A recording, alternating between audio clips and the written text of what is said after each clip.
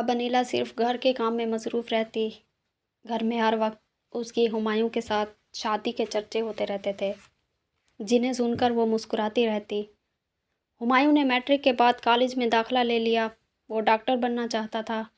انیلا جیسی ذہین اور محبت کرنے والی لڑکی کے ساتھ رہ کر وہ کافی محنتی اور لائق ہو چکا تھا۔ اس کی منگیتر اسے ہم وقت پڑھنے کی تلقین کرتی اور محنت کے ساتھ ہمت و حوصلہ بڑھاتی۔ میرا بھائی ہمیشہ کہتا، ہاں تمہاری خاطر مجھے محنت کرنا پڑے گی اور ہر صورت ڈاکٹر بھی بننا پڑے گا، مگر میری جدائی برداشت کرنا ہوگی کیونکہ میڈیکل کالج تو لاہور میں ہے۔ جب تک بھائی کی تعلیم جاری رہتی، میری یہ دیوانی کزن ہفتے کے 7 دن گن گن کر گزارتی تھی۔ جب وہ گھر آتا، انیلا مکان کی چھت پر کھڑی اسے دیکھتی ہوتی۔ ہمارے گھر ساتھ ساتھ ہی تھے، تبھی چھت پر چلی جاتی تھی۔ اس روز بھی ہمایوں گھر آیا ہوا تھا جب انیلا ہمارے گھر آئی۔ وہ بظاہر امی کو کھانے پر مدعو کرنے آئی تھی، لیکن دراصل وہ کسی کا دیدار کرنے آئی تھی۔ وہ میرے کمرے میں آ گئی۔ میں پڑھ رہی تھی۔ وہ بولی، کیا پڑھ رہی ہو؟ امتحان کی تیاری کر رہی ہوں، میں نے جواب دیا۔ اچانک اس کی نظر شیلف پر رکھی ہمایوں بھائی کی تصویر پر پڑ گئی۔ اس نے فریم اٹھا کر دوپٹے میں چھپایا اور ہمارے گھر سے باہر نکل رہی تھی کہ تبھی امی سے ٹکراؤ ہو گیا۔ وہ کھیت سے تازہ ساگ لے کر آ رہی تھیں۔ انیلا کو روک کر کہنے لگیں، بیٹی، میں نے اسے 2 حصوں میں تقسیم کر لیا ہے، ایک حصہ تم لیتی جاؤ۔ وہ بھلا کیسے ساگ کے گٹھر کو تھامتی؟ اس نے تو دونوں ہاتھوں سے دوپٹے کے نیچے تصویر چھپائی ہوئی تھی۔ ساگ پکڑتی تو تصویر گر جاتی۔ وہ بولی، خالہ، میں گھر جا رہی ہوں، تھوڑی دیر بعد واپس آ کر لے جاؤں گی۔ تب امی نے اسے پکڑ کر کہا، تمہارے ہاتھ خالی ہیں، ابھی لے جاؤ۔ یہ کہہ کر انہوں نے اس کے ہاتھ کو کھینچا تو سینے سے لگی تصویر نیچے گر گئی اور فریم کا شیشہ ٹوٹ گیا اور انیلا شرم سے منہ چھپائے وہاں سے بھاگ آئی۔ امی کو اب اندازہ ہوا کہ وہ ہمایوں سے کتنی محبت کرتی ہے۔ ایک طرف انیلا تھی جو ان کے بیٹے کی محبت میں بہت دور جا چکی تھی، اور دوسری طرف ہمایوں تھا جو وقت کے ساتھ ساتھ بدل چکا تھا، جو ان کے بیٹے کی محبت میں دور جا چکا تھا۔ وہ دوسری طرف ہمایوں تھا جو وقت کے ساتھ ساتھ بدل چکا تھا۔ وہ رخسانہ کی محبت میں ماں باپ تک کو چھوڑنے کو تیار تھا۔ ان دنوں وہ میڈیکل کے 3 سال میں تھا۔ رخسانہ امیر ماں باپ کی بیٹی تھی۔ اس نے گریجویشن مکمل کر رہی تھی اور اب یہ لوگ اسلام آباد چلے گئے تھے۔ ہمایوں اس کی خاطر اب چھٹیوں کے دنوں میں اسلام آباد جانے لگا۔ وہ اس سے ملتا رہتا تھا۔ تعلیم مکمل کرنے کے بعد رخسانہ نے جاب کر لی اور ہمایوں ڈاکٹر بن گیا اور ایک ہسپتال میں کام کرنے لگا۔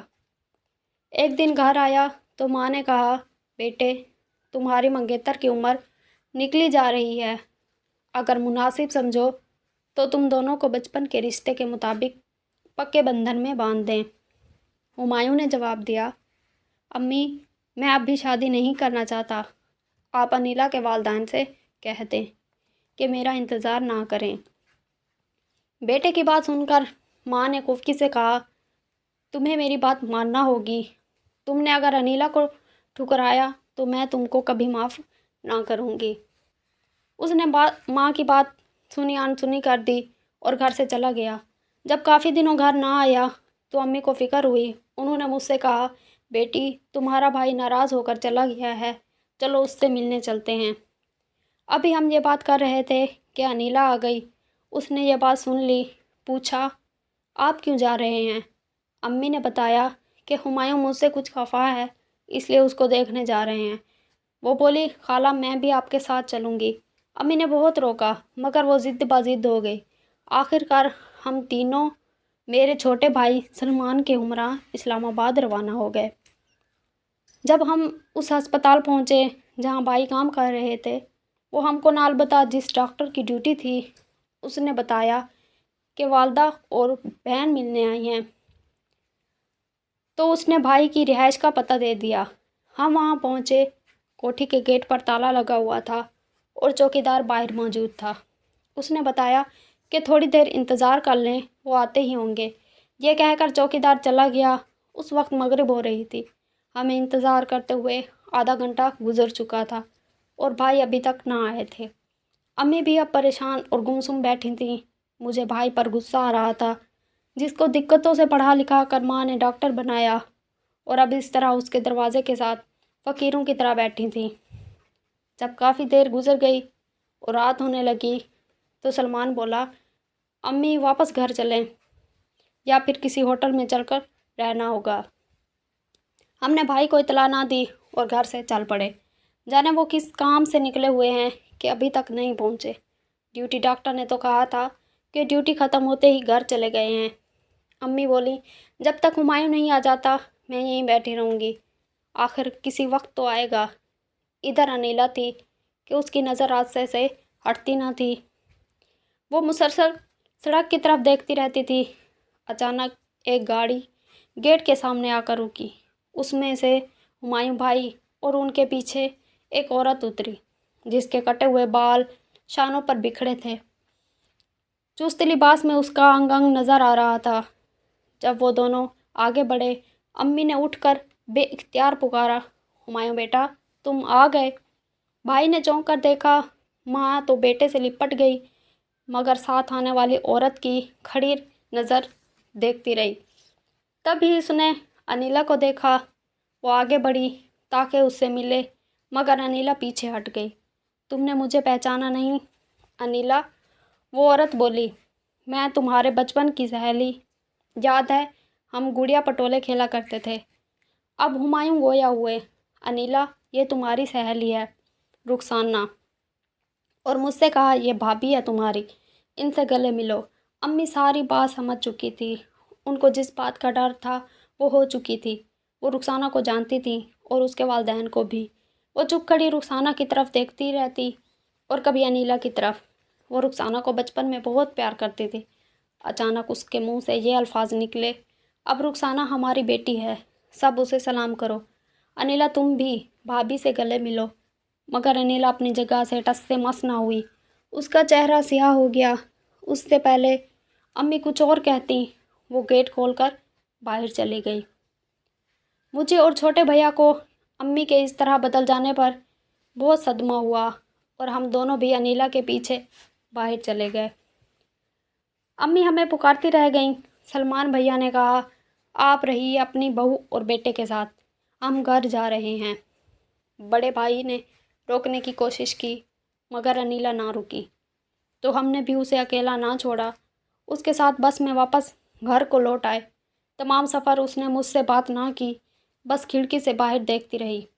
سفر ختم ہوا تو اس کو گھر پہنچایا اور ہم اداس گھر چلے آئے۔ ہم نے گھر میں ذکر کیا، ایک آدھ رشتہ دار کو پتہ چلا اور اس طرح سارے گاؤں کو پتہ چل گیا کہ ہمایوں نے اسلام آباد میں شادی کر لی ہے۔ انیلا کی سہیلیاں اس سے سوال کرتیں، کچھ اسے بد نصیب کہتی، کچھ تسلی دیتی، مگر وہ کسی سے کچھ نہ بولتی۔ ماں باپ، بہن بھائیوں سب نے اس سے گفتگو کا سلسلہ ترک کر دیا۔ اب نہ وہ ہنستی تھی نہ مسکراتی تھی، بس ایک خاموشی سی تھی جو اس کے لبوں پر طاری تھی۔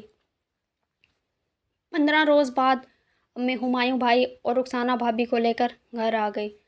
رخسانہ امیر ماں باپ کی بیٹی تھی، جہیز میں جائیداد لائی تھی۔ کسی نے بھی بھائی سے باز پرس نہ کی۔ دل میں جو غم تھا دبا لیا۔ اوپری دل سے ہر کوئی ان کو مبارکباد کہہ رہا تھا۔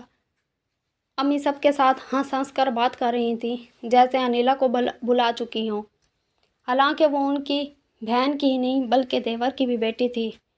شاید امی رخسانہ کی دولت اور اونچی سوسائٹی سے مرعوب ہو چکی تھیں، یا پھر ہمایوں کی محبت نے ان کو مجبور بنا دیا تھا۔ دن بھر آنے جانے والوں کا تانتا باندھا رہا۔